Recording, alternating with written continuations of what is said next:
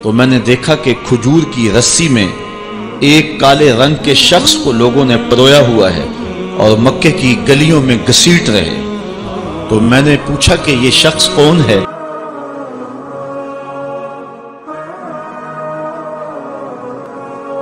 حضرت حسان بن ثابت رضی اللہ تعالی عنہ کہتے ہیں کہ میں رہنے والا تو مدینے کا تھا، لیکن ایک بار میں مکے میں گیا تو میں نے دیکھا کہ کھجور کی رسی میں ایک کالے رنگ کے شخص کو لوگوں نے پرویا ہوا ہے اور مکے کی گلیوں میں گھسیٹ رہے۔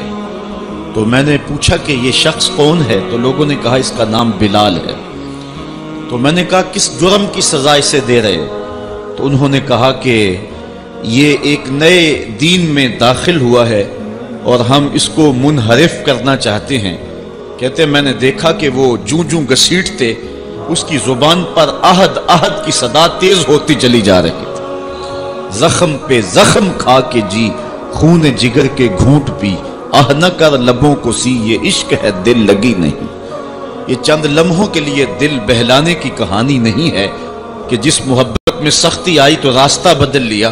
یہ ان راستوں کا ان لوگوں نے اہتمام کیا تھا اور ان راستوں کے مسافر بنے تھے کہ راستے میں پہاڑ بھی ہوں تو یہ چیر کے آگے گزر جائیں۔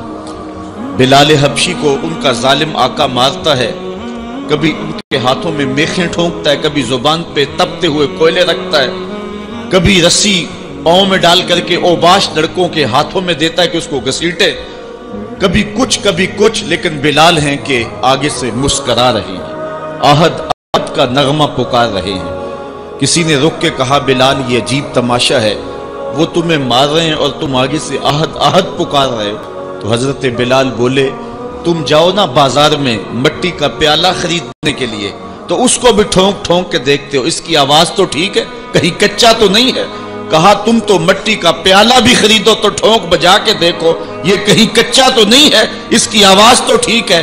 کہا میرا مالک بلال کو خرید رہا ہے، دیکھ رہا ہے بلال کچا تو نہیں ہے، اس کی آواز تو ٹھیک ہے۔ میں کہتا ہوں مالک خرید لے بلال کو، کھال ادڑ بھی جائے گی، حق کی صدا ختم نہیں ہوگی۔ محبت کی یہ البیلی اور انوکھی داستانیں اہل ایمان رقم کی ہیں۔ اگر اس عنوان سے بات کی جائے تو یہ تاریخ کا ایک ایسا باب ہے۔ حضرت سمیہ رضی اللہ تعالی عنہ اسلام کی پہلی شہیدہ، جن کو مکے کے چوک میں ابو جہل نے جو ہے وہ نیزہ مار کر کے شہید کیا۔ راہ خدا میں بہنے والا یہ خون تاریخ اسلام نے محفوظ کر لیا، ایک عورت کا خون تھا۔ اور پھر حضرت عمار ابن یاسر کے والد حضرت یاسر کو بھی شہید کیا گیا، دونوں ماں باپ شہید ہو گئے اور بیٹا پھر بھی ڈٹا ہوا ہے۔ کافروں نے حضرت عمار ابن یاسر کو پکڑ کے تپتی ہوئی آگ میں ڈال دیا اور انہوں نے رخ کیا حضور کے کاشانہ انور کی طرف اور آنکھوں میں آنسو امڑ آئے۔ تو کافر سمجھے شاید جلتی ہوئی آگ کے شعلوں سے اور بھڑکتے ہوئے کوئلوں سے ڈر گیا ہے۔ کہا عمار گھبرا گئے ہو، تمہیں ان تپتے ہوئے کوئلوں سے باہر نکال لیا جائے؟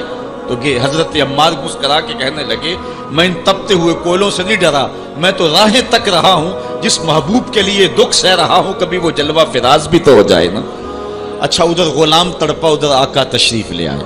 حضرت عمار ابن یاسر کے سر پہ ہاتھ رکھ کے حضور نے کہا یا نارو کونی بردم و سلامن علی عمار ابن یاسر کما کنت علی ابراہیم، اے آگ جس طرح ابراہیم پہ ٹھنڈی ہوئی تھی آج میرے عمار ابن یاسر پہ بھی ٹھنڈی ہو جائے۔ تو محبتوں کی یہ داستانیں بڑی دل آویز ہیں۔ تو اللہ تعالیٰ جل شانہ نے جب اپنے محبوب علیہ السلام کے غلاموں کے ساتھ یہ ہونے والے ظلم اور اس جبر کی رقم ہوتی داستان کو دیکھا تو سورۃ الفجر تب نازل ہوئی تھی۔ ایک طرف اہل ایمان کو تسلی دی کہ اگر تمہیں دکھوں میں مبتلا کیا گیا ہے تو کوئی نہیں، تم سے قبل بھی جو لوگ اس راستے کے مسافر ہوئے ہیں ان کو بھی انہی راہوں سے گزرنا پڑا ہے اور وہ بھی عظیمت کی یہ داستان رقم کرتے ہوئے آئے ہیں۔ انہوں نے بھی جو ہے وہ سولیوں پہ اور فصیلے دار پہ اپنے سروں کا چراغاں انہوں نے بھی کیا ہے اور راہ حق میں ہر دکھ اور ہر تکلیف انہوں نے سہی ہے، حتیٰ کہ زنجیروں نے ان کی ہڈیوں تک جو ہے وہ نشان چھوڑے، لیکن پھر بھی وہ راہ حق سے منحرف نہیں ہوئے۔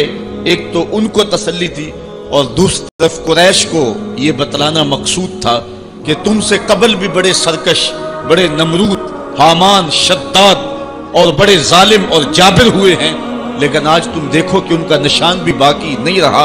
अगर निशान बाकी रहा है तो हक का निशान ही बाकी रहा है।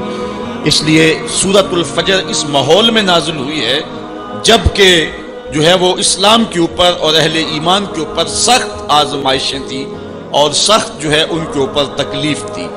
फजर की कसम खाने का एक मकसद तो ये था कि उन कुफ्फार को ये कहना था कि जिस तरह फजर तुलू होती है और रात खत्म हो जाती है, ये जिंदगी भी जो है जो तुम गुजार रहे हो खत्म होगी और आखिरत की जिंदगी में तुमने कदम रखना है और सुबह क़यामत तुलू होने वाली है। और दूसरी तरफ अहले ईमान को तसल्ली देना मकसूद था कि रातें जितनी भी लंबी क्यों ना हो, पो तो फटती है और उजाले तो निकलते हैं। एक वक्त आएगा कि इस्लाम का फुरेरा दुनिया के ऊपर लहराता हुआ नजर आएगा।